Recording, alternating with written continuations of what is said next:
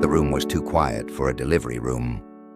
No cheers, no cries of joy, just a heavy, suffocating silence. Nick Vujicic entered the world not with a cry, but into one.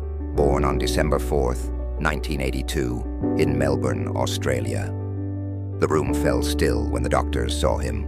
No arms, no legs, just a small foot with 2 toes. The nurse dropped the towel. The doctor hesitated, and his mother froze. "Is he alive?" she whispered. "Yes," the doctor said softly, "but there's something you should know." Outside, Nick's father paced. A man of faith, a man of strength. But even strength can fracture when faced with the unknown. When the doctor finally stepped out, his face bore the weight of something irreversible. "Your son was born with tetra amelia syndrome," he said, avoiding eye contact. "No limbs, we don't know why." The father's knees gave in. "No, this must be a mistake. God wouldn't." His voice cracked, his pride shattered. The dark room. The next 48 hours were filled with whispered conversations behind closed doors. Nick's grandparents arrived.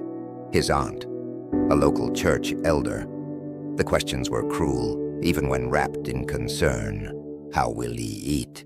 Who will carry him forever? Will he ever walk? What if he becomes a burden?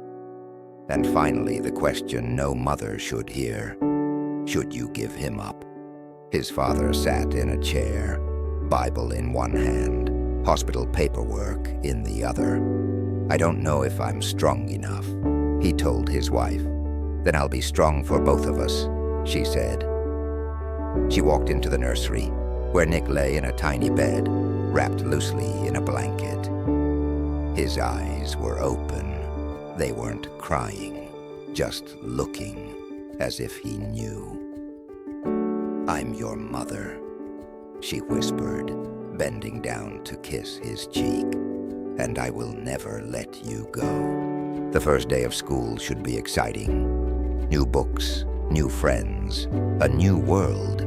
For Nick, it was a battlefield. The moment he rolled into the classroom in his motorized chair, the whispering started. "He has no arms. Look at his feet. You..."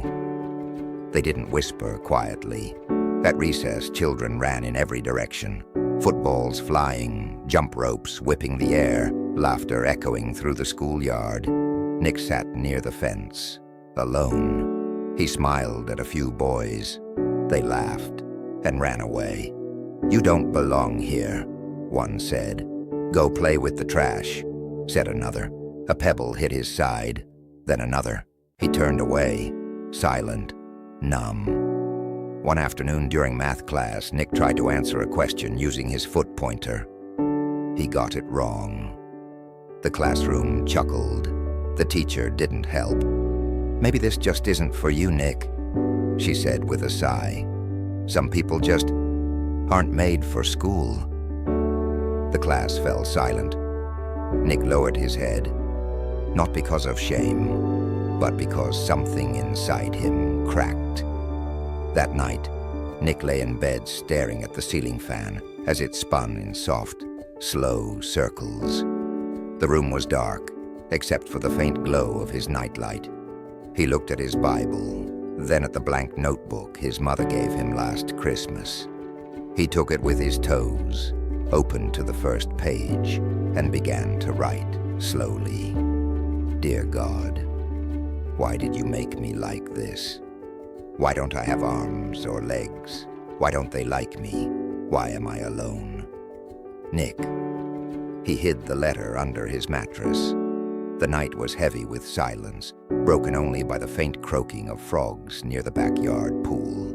Nick sat on the edge, legs dangling helplessly, staring into the dark water below. His heart was heavier than ever. The whispers, the isolation, the cruelty, they all crushed him. He felt invisible even to God. "Maybe it's better this way," he thought. "Maybe I shouldn't be here." The water glistened.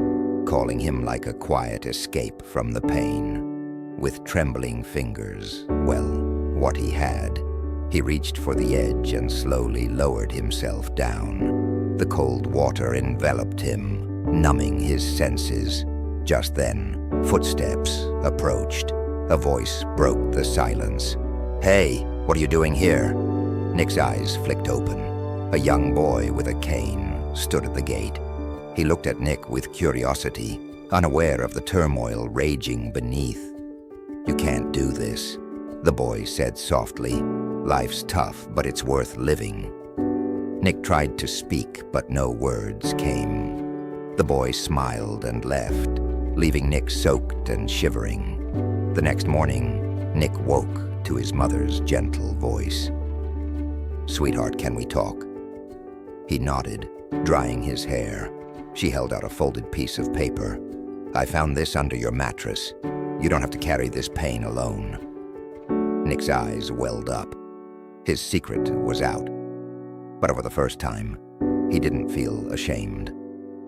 A warm sunrise fills the room as Nick and his mother embrace tightly. His mother whispers, "You are not alone, Nick. Never alone." The school auditorium buzzed with the chatter of students waiting for the assembly to begin. Nick sat quietly at the back, heart pounding harder than ever. The principal's voice echoed over the speakers. "Today, Nick Vujicic will share a few words with us. Let's give him our attention." Nick's legs trembled. Speaking in front of a crowd was terrifying, especially to these kids who had teased him relentlessly. He wheeled himself to the stage, facing hundreds of curious eyes and snickers. "I was born without arms and legs. I know what it feels like to be different, to be lonely, to be bullied." A silence fell over the room. His voice grew stronger. "But I learned that our limitations don't define us. What defines us is how we rise above them." Among the crowd, a boy named Jason sat with arms crossed, scowling. He was the worst bully, always mocking Nick mercilessly. Suddenly, Jason's eyes welled up with tears. As Nick finished, the room burst into applause.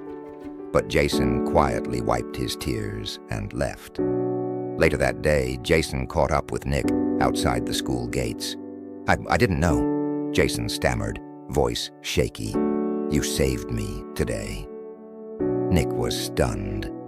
The boy who tormented him had just admitted that Nick's courage had changed him.